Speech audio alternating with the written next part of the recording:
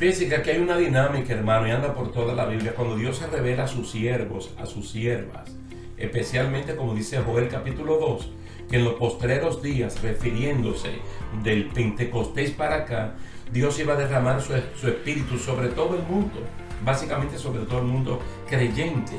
Hombres y mujeres, adultos, niños, esclavos, no esclavos, sobre todo el mundo, para que hayan visiones y hayan sueños y haya de todo. Tú sabes, pero dado por el Señor y el Señor fortaleciendo a sus siervos para que lo hagan. Porque el Espíritu...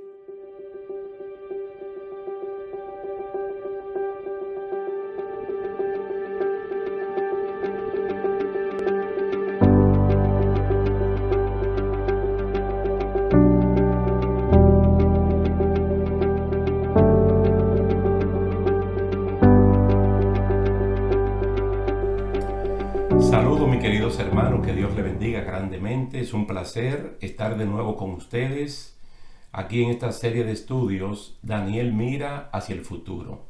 De verdad que ha sido una bendición poder compartir con ustedes durante todo este tiempo.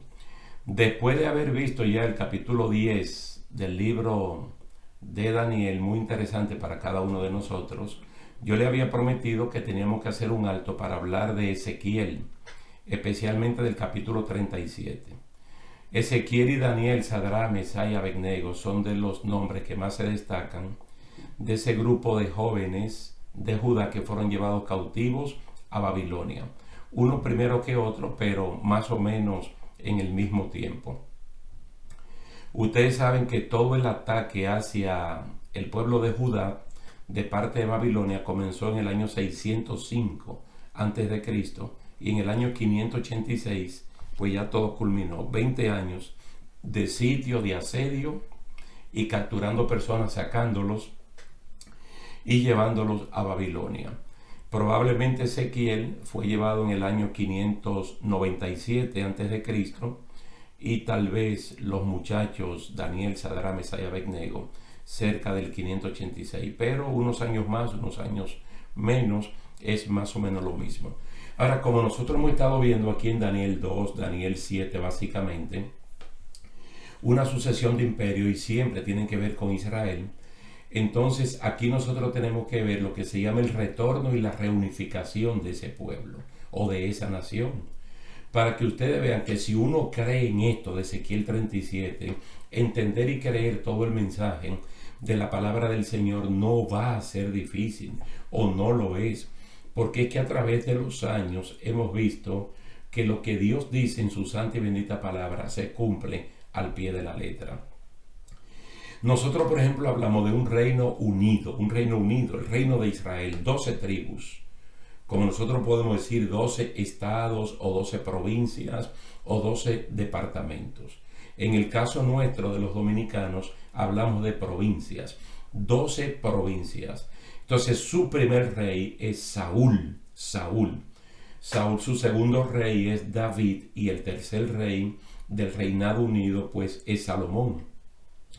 Ahora, ¿qué pasó en el año 931 a.C.? Que hubo una división.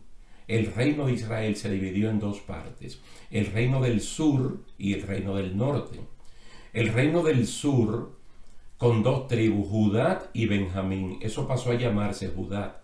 Es como si la provincia de Judá absorbiera a la provincia de Benjamín y ya como que no se habla de Benjamín sino de la tribu de Judá, pero son dos realmente. Dos tribus en el sur y ellos retuvieron a Jerusalén como su capital. Y su rey, su primer rey, vamos a decirle el reino dividido, fue Roboam, el hijo de Salomón. El reino del norte, con 10 tribus, retuvo el nombre de Israel. A veces hablamos de los israelitas, pero no estamos hablando de las 12 tribus, sino de 10 tribus o el reino del norte. Y esto es importante que ustedes lo puedan entender.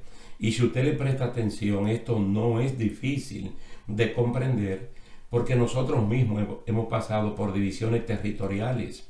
Hemos tenido pueblos que anteriormente eran parte de una provincia y ahora ellos han crecido y tienen una provincia con diferentes municipios. Entonces aquí los 10 tribus del norte se llaman Israel y su capital es Samaria. El primer rey de de esas 10 tribus constituidas en Reino del Norte fue Jeroboam. Jeroboam, no es lo mismo. Roboam es el hijo de Salomón y Jeroboam es el rey, vamos a decir, de Israel, de las 10 tribus. Todo eso está en Primera de Reyes capítulo 12. Entonces, por mucho tiempo estos reinos, aunque eran hermanos, 12 tribus, tenían problemas, guerras entre ellos mismos. El reino del norte, es decir, Israel, 10 tribus, cayó en manos de los asirios. Note bien, en el año 721 a.C. Eso está en Segunda de Reyes, capítulo 17. Y esto vino como castigo por su rebeldía en desobedecer los mandamientos de Dios, como se expresa perfectamente bien en el capítulo 17, estoy en Primera de Reyes, capítulo 17, versículos 22 y 23. Al momento del cautiverio del reino del norte, o casa de Israel, como también se le llama, nunca se habló de un retorno. Presten atención.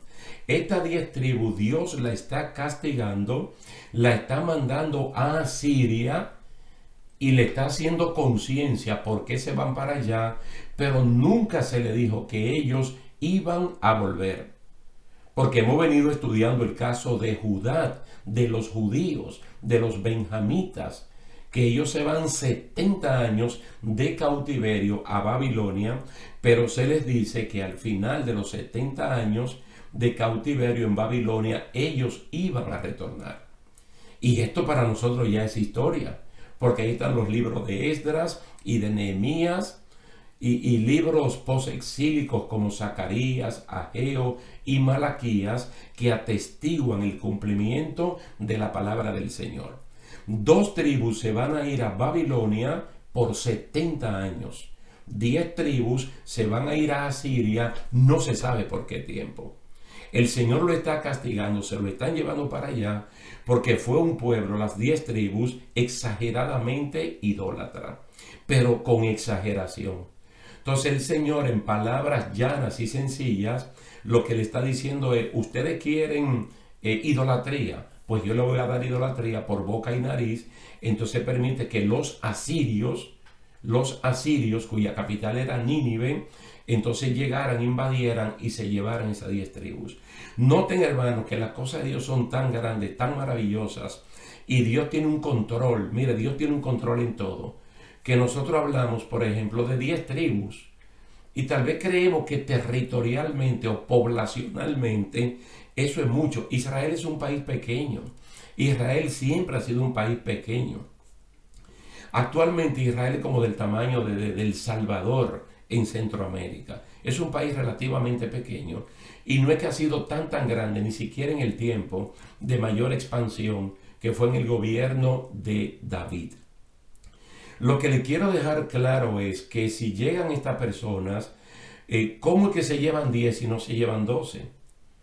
Cuando prácticamente no es que allí hay un muro que dice de aquí para allá es Judá y de allá para acá es Israel. Esa es la misma tierra, esa gente habla prácticamente el mismo idioma, tienen las mismas costumbres, es un pueblo pequeño, son las mismas 12 tribus. Entonces, ¿cómo Dios permite que Asiria no se lleve 2 y solamente se lleve 10? Solo para que ustedes vean que cuando Dios castiga, mira, el castigo de Dios es un castigo con vigilancia, con vigilancia. Entonces aquí las 2 tribus que conforman a Judá caen, pero posteriormente en el año 586. Entonces fijen allí en su mente, las 10 tribus se van en el año 721. Oiga bien, 721 antes de Cristo.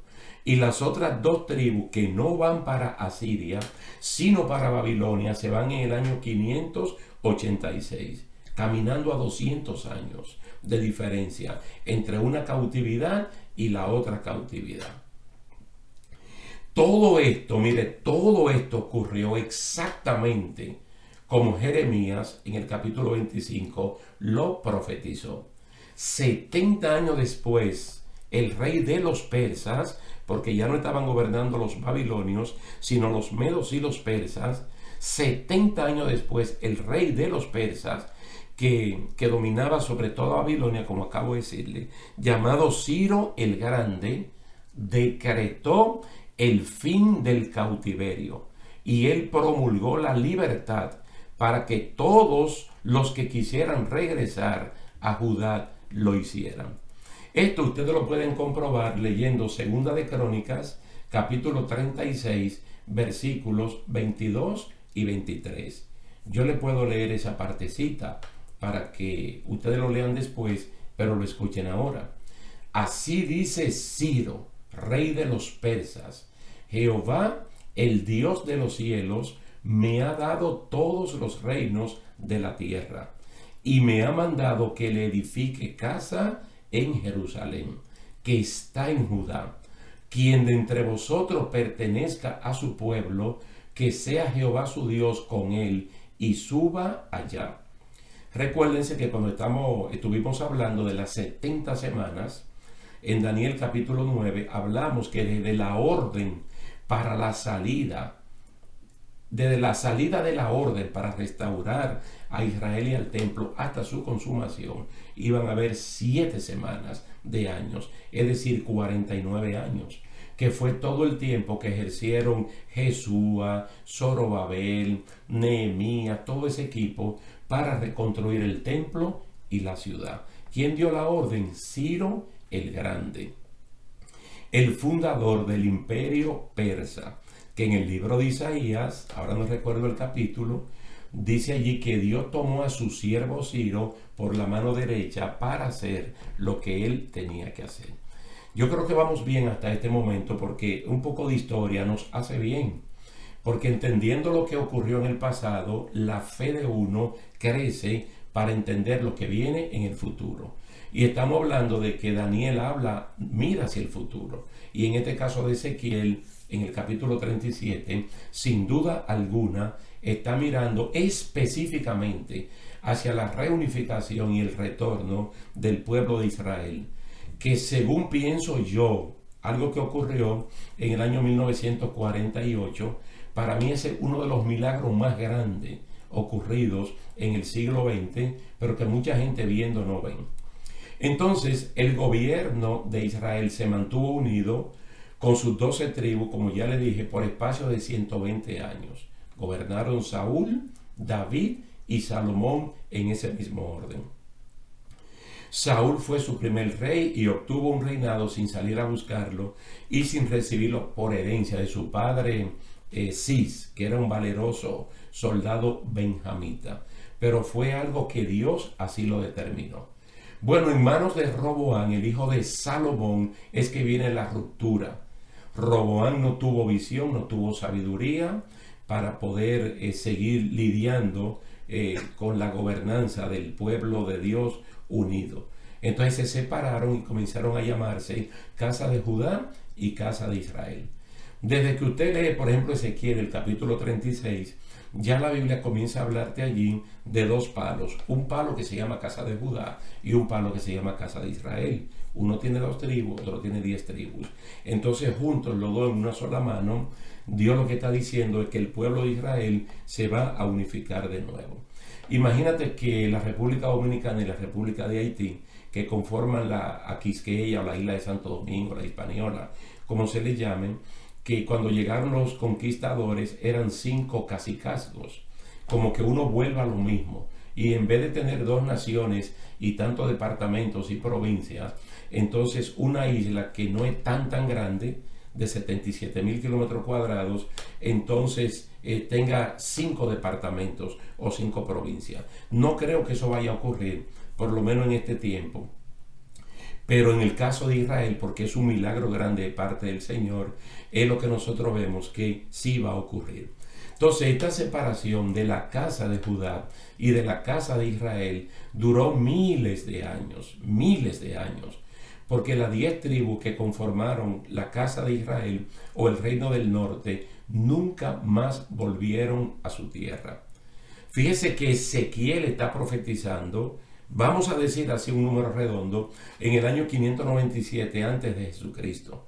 Quiere decir que ya los hermanos del Reino del Norte ya tienen más de 200 años, porque ellos se lo llevaron en el 721 antes de Jesucristo. Tienen demasiado tiempo ya que se habían ido y ya de esa gente prácticamente ni se sabía. De hecho, la porción de tierra que antes ocupaba Israel fue repoblada con los asirios y los israelitas que allí quedaron, que los que no fueron llevados a la cautividad, según está narrado en Segunda de Reyes, capítulo 17, del 24 al 41. Estas personas se asentaron o los asentaron en Samaria. Entonces se produjo un híbrido social llamado los samaritanos. Por eso es que el samaritano no es 100% israelita ni es 100% asirio, sino que es una mezcla. Y estos samaritanos perduraron, ustedes lo pueden ver, hasta el tiempo de Jesucristo. Dos samaritanos famosísimos sin nombre, el buen samaritano y la samaritana, la mujer samaritana, que es mencionada en Juan capítulo 4, en Sicar. Y entonces ella puede hablar por su línea judía y habla de nuestro padre Jacob, que nos dio ese pozo. Y el buen samaritano que pudo atender a un herido desconocido y lo atendió como un verdadero creyente debe hacerlo. Gloria a Dios. Bueno, en cambio, la casa de Judá, compuesta por las dos tribus de Judá y de Benjamín, que fueron llevados al cautivo en Babilonia, esos sí regresaron 70 años después y se asentaron de nuevo en su territorio. Pequeños reductos de israelitas vinieron con los judíos, pero no de forma masiva. El profeta Samuel, mira, el profeta Samuel, que el profeta Samuel es como un enclave entre el tiempo de los jueces y el tiempo de los reyes. Él fue el último juez de Israel. Él fue que le puso punto final al periodo de gobierno caudillista de más o menos 450 años, como se narra en Hechos, capítulo 13, versículo 20. Él fue la persona, el instrumento usado por Dios para ungir a Saúl como el primer rey de Israel, y también tuvo la dicha, la bendición, el favor de Dios de ungir al segundo rey llamado David. David fue el segundo rey de Israel, como está narrado en Primera de Samuel, capítulo 7 y el capítulo 16. En el 7 unge a Saúl y en el 16 unge a David. Salomón fue ungido por el sacerdote Sadoc como el tercer rey de Israel. Y esto ustedes lo pueden ver en Primera de Reyes, capítulo 1, versículo 39. Todo esto es muy importante para nosotros, hermanos, porque es que estamos hablando en Daniel y luego decimos, pero hay cosas que nos hacen falta. Entonces, cualquier cosa que haga falta la va a suplir Ezequiel, Entonces, Ezequiel, que es uno de los desterrados de Judá, él mismo lo dice en Ezequiel capítulo 1, vive ahora en Babilonia. Él recibe la visión del valle de los huesos secos para referirse exclusivamente a la casa de Israel, que en ese entonces tenía más de 200 años de cautiverio y ya se había mezclado con otras naciones en Asiria. Porque también es algo que yo quiero que ustedes entiendan. Cuando a ellos se lo llevan para Asiria en el año 721 o 722, como dicen otros libros, a Asiria, entonces los asirios posteriormente fueron atacados por otros pueblos, otras naciones, otras tribus, y ya usted puede ver el mezclaje, el mestizaje que hubo allí, de tal manera que prácticamente las 10 tribus se daban por perdidas.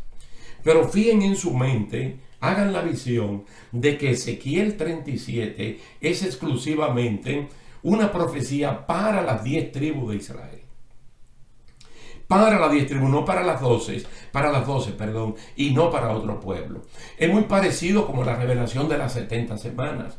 ¿Cómo es que le dice Gabriel a Daniel, cuando de parte de Dios le está trayendo la visión? Le dice, 70 semanas están determinadas sobre tu pueblo, sobre su pueblo Israel, en conjunto, y sobre la santa ciudad de Jerusalén. Entonces de ahí es que uno deriva lo que nos puede tocar a nosotros, los gentiles que somos cristianos, parte de la iglesia de Cristo, con profecía que tienen que ver con nosotros. Ahora Ezequiel 37 es exclusivamente una visión para las 10 tribus del reino del norte. Entonces esta visión de Ezequiel 37, la visión de los huesos secos, no tiene que ver nada con la casa de Judá o el reino del sur, que al momento de escribirse esta visión todavía está cautiva en Babilonia y muy poca gente está viviendo en Judá. Recuerden que la persona que dejó Nabucodonosor en Judá fueron a los pobres, a los enfermos y ancianos de edad. Y dejaron también a Jeremías. Y algunos lo que hicieron fue que se fueron a Egipto, porque era un lugar donde podían encontrar trabajo y tener un mejor nivel de vida.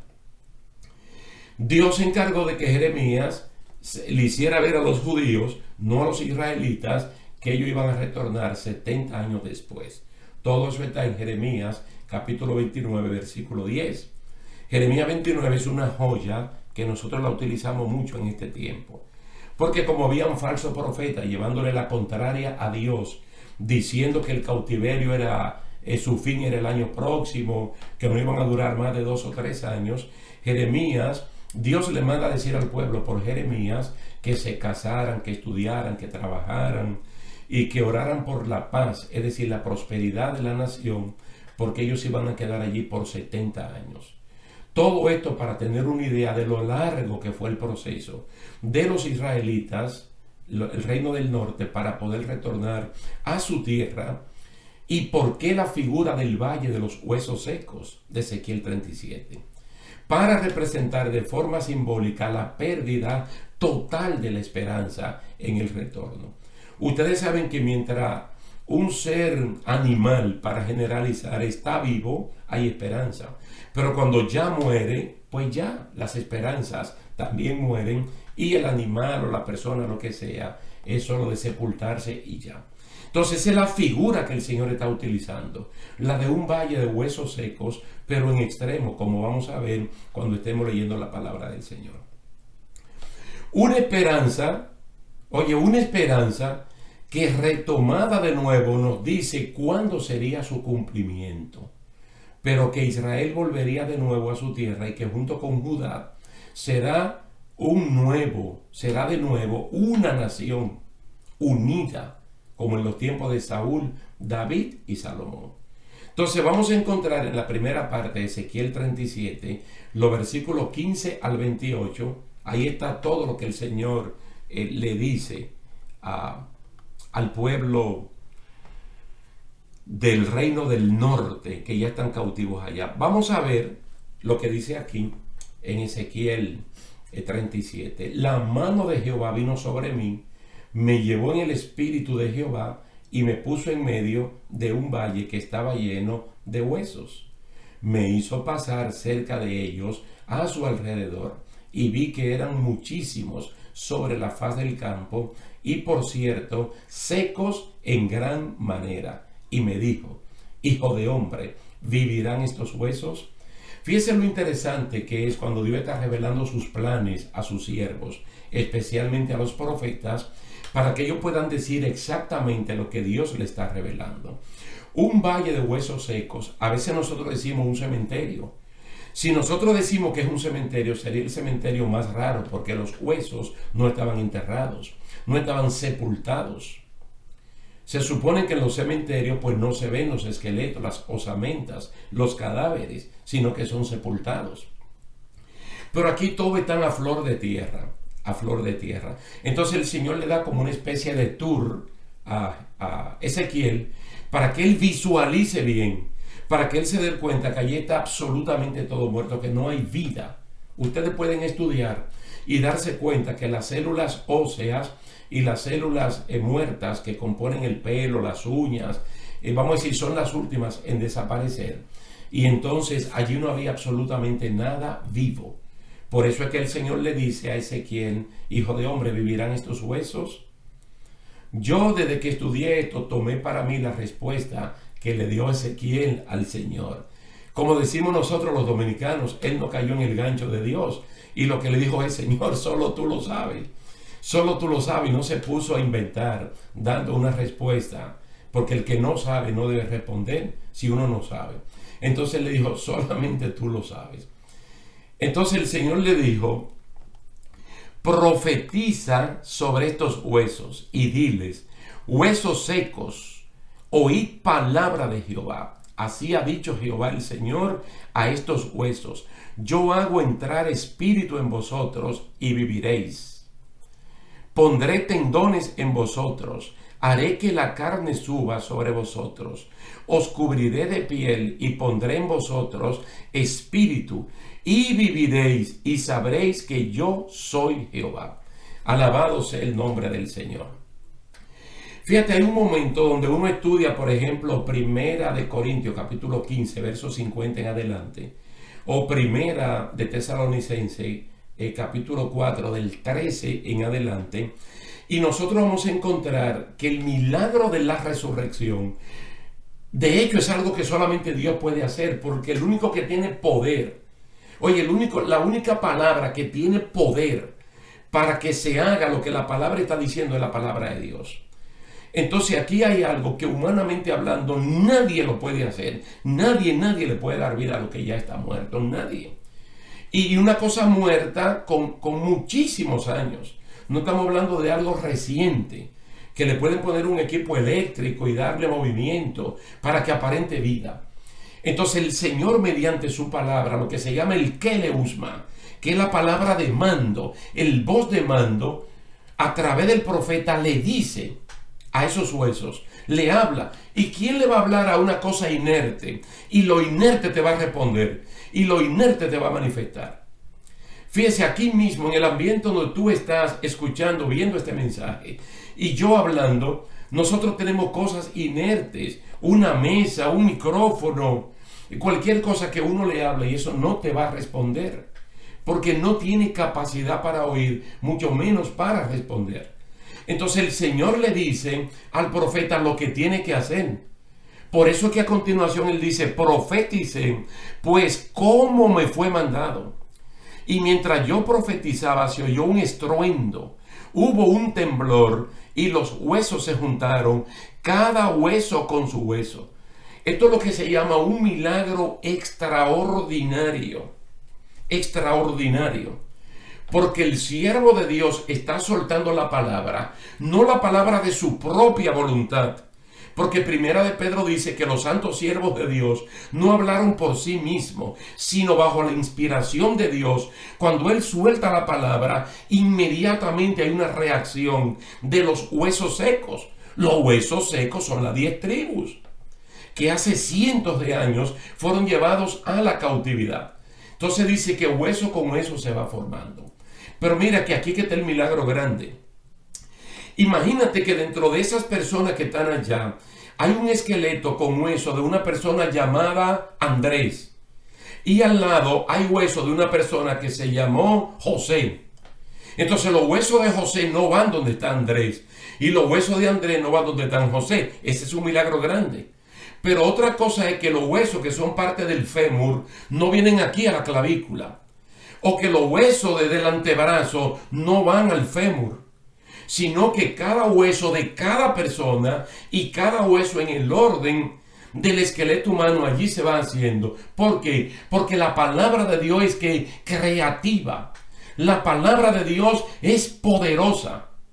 Todo esto está en los primeros 10 versículos de Ezequiel capítulo 37. Donde el Señor le dice al profeta lo que tiene que hacer. El profeta lo hace y la palabra de Dios, que es creativa, hace lo que tiene que hacer. Entonces él dice: yo miré y los tendones sobre ellos, y subió la carne y quedaron cubiertos por la piel, pero no había en ellos espíritu. Es interesante, hermano, que lo que Dios hizo allá en la tierra con Adán y posteriormente con Eva, Dios vuelve a hacerlo, porque Dios tiene todo poder, Dios tiene toda autoridad. Y allí están esos cuerpos, pero sin vida. Dice: no había en ellos espíritu. Me dijo: profetiza al espíritu: profetiza, hijo de hombre. Y di al espíritu que así ha dicho Jehová el Señor: Espíritu, ven de los cuatro vientos y sopla sobre estos muertos y vivirán. Profeticé como me había mandado, y entró espíritu en ellos, y vivieron y se pusieron en pie. Era un ejército grande en extremo. Hay otras versiones que habla de un ejército incontable. Incontable. Nosotros, esta primera parte, estos primeros 10 versículos serán nuestra plataforma, más la primera mención que hicimos de los puntos históricos del nacimiento del Reino Unido y cómo se dividió en dos partes. Hasta aquí podemos ver que la orden de Dios de que Ezequiel profetizara fue cumplida por este, y lo hizo 2 veces. Claramente ustedes lo vieron, 2 veces. Una para que los huesos, los tendones y la piel, todo volviera, y segundo, para que el espíritu de vida venga sobre ellos. Los huesos revivieron y Ezequiel se asombró de que fuera un ejército numerosísimo, ahora con un orden bien establecido. Alabado sea el nombre del Señor. Recuerden que Dios nos habla mucho a nosotros por figuras literarias, para que nosotros podamos aprender, hermanos, la enseñanza que hay allí. Fíjese que es un valle de huesos secos en extremo, donde hay absolutamente nada de vida. Todo esto está representando gente, está representando un pueblo, que, como veremos en la segunda sección, ellos mismos perdieron la esperanza de poder retornar en algún momento a su tierra. Pero no olviden que el Señor de la historia es Dios, y que el que dijo las cosas, Él está velando para que se cumplan. A mí me gusta mucho, me encanta mucho el libro del Apocalipsis, porque esa revelación tiene un principio en el capítulo 1 y tiene un final en el capítulo 2. ¿Sabe quién supervisa, quién vigila de que la revelación haya llegado fidedigna, intacta a nosotros? El mismo Dios. Porque Él mismo dice que vio que todo era verdad, que todo era fiel, y que el escritor ni le agregó ni le quitó absolutamente nada. Si el escritor primario, que fue Juan en la isla de Patmos, no lo hizo, tampoco nosotros tenemos derecho de agregar o de quitar absolutamente nada a la santa y bendita palabra de Dios, sino enseñarla, predicarla y vivirla 100% como allí está.